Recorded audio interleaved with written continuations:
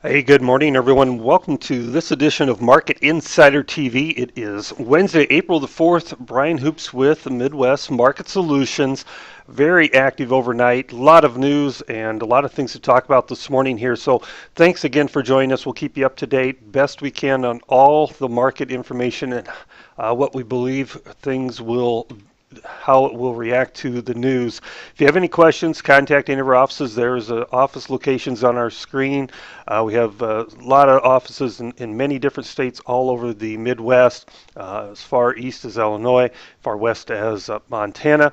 So check that out. If you have any questions, contact any of those agents at the office. They would be glad to assist you. So let's talk about what's happening here. Big news overnight. China announced a 25% tariff. Would include 1,300 products out of the United States, including U.S. soybeans, corn, and wheat, beef. A lot of this is in retaliation for tariffs that the U.S. has imposed. I did an interview before 6 o'clock Central Time this morning with the Red River Farm Network, talking about these tariffs, what it may mean, and really the China pork tariff that was announced earlier this year, the 25% tariff on pork imports. It was kind of a warning shot here that they may expand the tariffs further, and now they have done that. The interesting things here to take away from this doesn't go into effect for 180 days, so there is a period where they can renegotiate, and it may not happen at all. That is one thing to keep in mind. Plus, China in the next 180 days will not buy that much soybeans from the United States. I had made a comment on Twitter earlier this morning that it's very likely we're going to see some export business announced, private sales announced to China over the next several days after this big drop in prices.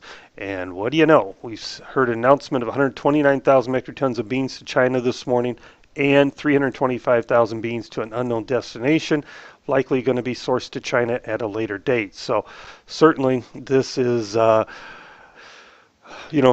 maneuvering, more political maneuvering going on, and this is how things work. So sharp drop in prices overnight. I think we probably will try and recover.